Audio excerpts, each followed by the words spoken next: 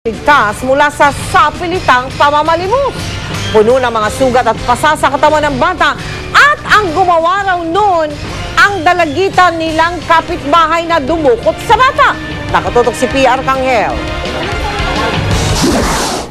Siyam na araw na hinanap ng kanyang mga magulang ang 8 taong gulang na si Otoy bago muling nakapiling. Nang muling magkita, sugat-sugat na ang katawan ni Otoy at kitang-kita ang namuong dugo sa kanyang mata.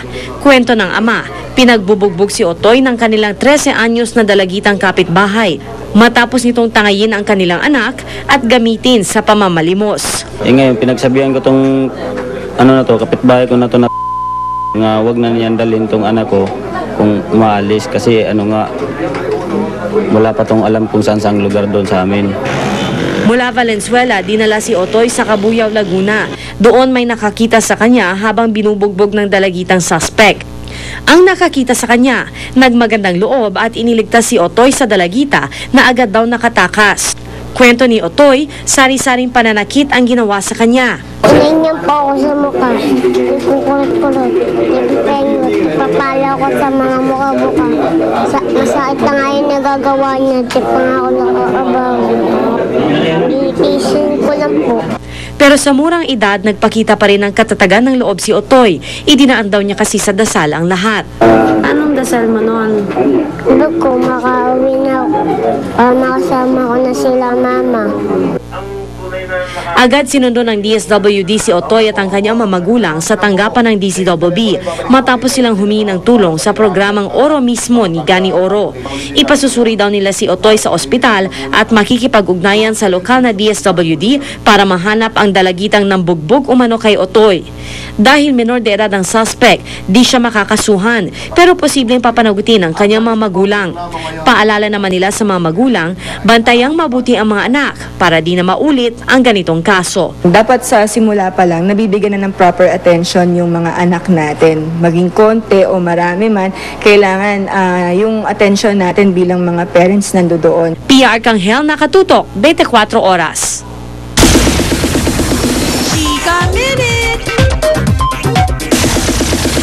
Nasa cover ng isang high society magazine ang royal bride-to-be na si Kate Middleton. Lumabas ang larawan ng future wife ni Prince William sa cover ng UK February issue ng Tatler magazine. Kapansin-pansin na malapap ang naging treatment sa kanyang cover photos. Nakaset ng ikasal si Kate sa prinsipe ng Britanya sa April 29 sa tanyag na Westminster Abbey. Handa na raw na muling magpa-sexy si Iwamoto. Ano naman kaya masasabi niya sa balitang nabuntis daw siya? Kaya hindi siya masyadong visible last 2010. Alamin sa chika ni Lars Santiago. Walang kanin, kundi puro prutas, gulay at isda lang ang kinakain ngayon ni Iwamoto. Nadagdagan daw kasi ang timbang niya dahil sa maraming kinain nitong Christmas season. Sinasamahan pa niya ang diet ng pag-iensayo sa gym at pagtitrain sa kickboxing. I'm scared na bumalik ulit sa malaking bulas na katawan ko dati. So, kapag nakikita ko na konting laki lang, nagda-diet agad ako para hindi na ako ma-stress pag dumating pa sa point. Nitong nagdaang taon, naging limitado ang pagtanggap ni Iwa ng mga proyekto. Inuna raw kasi niya ang pangangalaga sa kalusugan at ang ilang business. Ngayong sa tingin niya ay nakaayos na ang lahat, handa na raw siyang muling sumabak sa showbiz at una nga niyang assignment ang Dwarfina, kung saan gumaganap siya bilang salbahing stepsister ni Heart Evangelista. Definitely back to work kasi halos isang taon din ako nagpahinga na straight nung wala akong tinatanggap na soap, then wala ring ngayon i-start ko ng right yung year ko. So, itong January, mag-work na agad ako, Dwarfina agad. Pinagtatawanan lang ni Iwa ang kumalat na chismis na nawala raw sa sirkulasyon dahil buntis siya. Sabi ko po hindi po. It doesn't mean na hindi ako nakikita, I'm pregnant na. And it doesn't mean na bumalik ako ngayon, nagpalaglag na ako. Kung mabuntis man po ako, hindi po ako papayag na itago. Kasi buntis ako, anak ko yun, itatago ko, di ba? Basta ngayong 2011, mas sexing Iwamoto raw ang makikita ng mga tao. Handa nga raw siyang muling mag-post ng sexy sa men's magazine.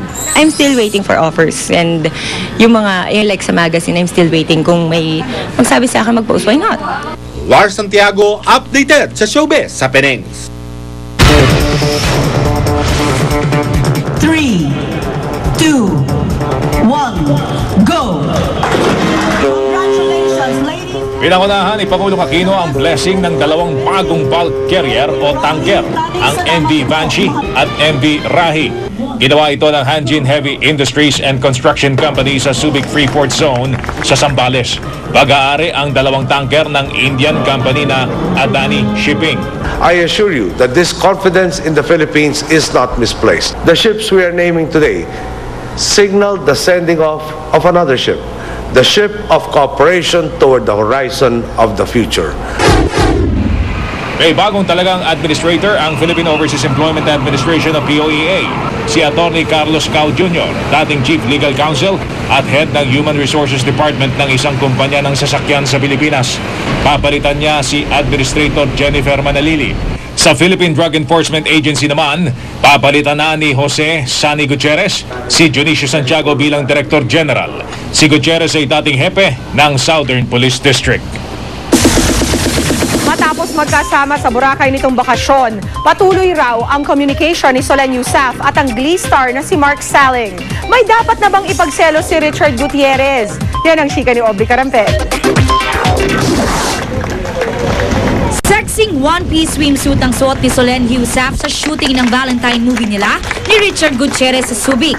Isang marine biologist ang role ni Solen na nagtitrain ng dolphins sa isang theme park doon.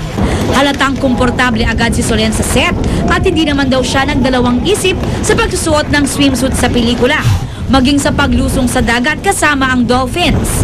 Nag-training pa nga siya kung paano mapapaamo at mapapasunod ang mga dolphin. I wasn't scared to go in kasi like, it's really something I love doing. They taught me what not to do, what to do, how to thank them, how to reward them, like that. So now I want to become a marine biologist. Likas na raw kay Solen ang pagiging beach lover. Sa Boracay nga raw siya nag-celebrate ng New Year kung saan nakilala niya at ng kanyang mga kaibigan ang Glee star na si Mark Salling, na mas kilala sa pangalan ng character niya sa show bilang Puck. We had a few drinks with them, very nice people. And then also the writer of Glee was there and he used to date a Filipina, that's why they were in Boracay. Nag-extend pa nga raw ng bakasyon ang grupo nila Mark sa Boracay matapos makancel ang kanilang flight. Nagustuhan nga raw ng bad boy ng Glee ang malaparaisong isla. He said, I want to leave Glee and marry a Filipino. That's his exact words. But he said he loves Boracay and then he said he never wants to leave. Hanggang ngayon ay nakakapag-communicate pa rin sila ni Mark sa pamamagitan ng Twitter at gusto nga raw nitong bumalik ulit ng bansa. Hindi naman kaya pagselosa ni Richard si Mark? Hindi naman, friends lang, hello. We're both enjoying our time single because we've been in relationships for so long. So parang we need a breather like that and then enjoy ourselves. Kumaga no pressure. Yeah, no pressure. Aubrey Carampel, updated sa Showbiz. Thanks for watching Chika Minute. See you again tomorrow. Ako po si Pia Guanyo. Mel? Salamat, Pia. Tumaas ang credit rating ng Moody's Investor Service sa Pilipinas. Mula sa rating na stable, itinaas ito sa positive dahil daw ito sa paglakas ng kakayahan ng Pilipinas para bayaran ang utang panlabas. Nakita rin ng Moody's ang magandang economic reform policies ng bagong administrasyon na inaasahang magkakaroon ng positibong epekto sa pondo ng gobyerno, sa mga investor at sa paglago ng ekonomiya. Ikinatuwa naman ng Malacanang ang positibong rating ng Moody's. Makatutulong ito para madaling makautang ng pondo ang gobyerno para sa ilang proyekto. Posible raw matanggal sa pwesto si Public Attorney's Office Chief Attorney Persida Acosta at iba pang matataas na opisyal ng Public Attorney's Office o PAO. Ang dahilan ay umano'y kulang sila ng kwalifikasyon para sa kanilang mga posisyon. Sa isang tinatawag na legal opinion na isinumite kay Justice Secretary Laila De Lima, nakasaad na ang mga posisyon ng Chief Public Attorney, Deputy Chief Public Attorney at mga Regional Public Attorney ay bahagi ng tinatawag na Career Executive Service. Ibig sabihin, kailangang nakakuha sila at nakapasa sa Career Executive Service Officers Examination. Pero paglilinaw ni Secretary De Lima, legal opinion pa lang yan na kanyang pag-aaralan at wala pa siyang opisyal na desisyon tungkol dyan. Ang implications is that, because she's not CESO, and therefore, so it's actually a legal issue. Hindi naman napigilan ni Acosta ang maiyak habang sinasagot ang legal opinion na inilabas ng DOJ. Anya, ang kanilang pagkakat talaga sa PAO ay protektado ng batas at meron daw silang tinatawag na security of tenure. Dahil dyan, hindi nila kailangang kumuha ng CESO examination dahil hindi sila mga presidential appointee. Isinumite na nila kay Secretary De Lima ang kanilang sagot. Umaasa si Acosta na papanigan ng kalihim ang kanilang posisyon.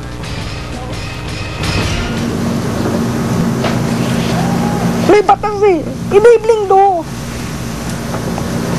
Kung ang lahat susunod sa batas, walang gulo. Walang away. Kami mga abogado dapat guided kami ng evidence. Batas. Paano kami magiging tagapagtanggol nyo kung kami mismo ay biktima ng maling interpretasyon ng batas? At yan po mga balitang aming tinutukan sa nakalipas na 24 oras. Maraming salamat sa inyong pagtitiwala. Mula sa tahanan ng katotohanan, ako po si Mel Tiangco. Ako po si Mike Enriquez. Ito ang GMA. Walang kinikilingan, walang pinoprotektahan, walang kasinungalingan. Walang bahid politika, serbisyong totoo lamang. At dahil hindi natutulog ang balita, Nakatutok kami 24 oras.